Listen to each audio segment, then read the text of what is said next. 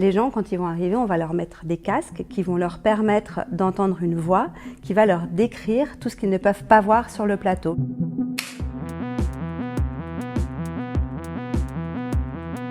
Alors, je m'appelle Marianne Fourquet, je suis responsable de l'accueil et de la billetterie au Théâtre du Nord et je suis aussi référente de l'accessibilité. J'ai fait des études de communication. Ensuite, oui, j'avais vraiment envie de travailler dans le monde de la culture et plus particulièrement du spectacle vivant parce que j'aimais ça déjà adolescente et étudiante.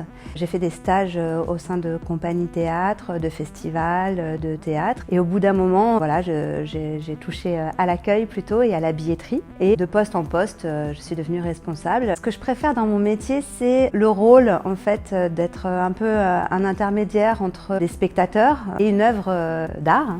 Et c'est ce rôle d'intermédiaire que j'aime beaucoup. Du coup, en tant que responsable d'accueil et de billetterie, en fait, mon rôle, c'est vraiment plutôt de coordonner des équipes. Donc là, il y a tout ce qui est information sur les spectacles, les plannings de tout le monde. Et ensuite, mon rôle de référente accessibilité, c'est vraiment quelque chose qui est à part. Ça va consister à mettre en œuvre des outils pour rendre les lieux et les spectacles accessibles à toutes les personnes en situation de handicap.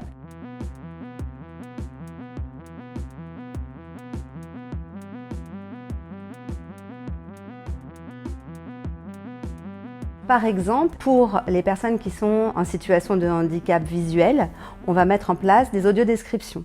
C'est-à-dire qu'un spectacle va être audio-décrit. Les gens, quand ils vont arriver, on va leur mettre des casques qui vont leur permettre d'entendre une voix qui va leur décrire tout ce qu'ils ne peuvent pas voir sur le plateau, les costumes, les gestes, les décors, etc. Déjà, en tant que spectatrice, les applaudissements à la fin d'un spectacle, c'est un moment que je trouve très émouvant.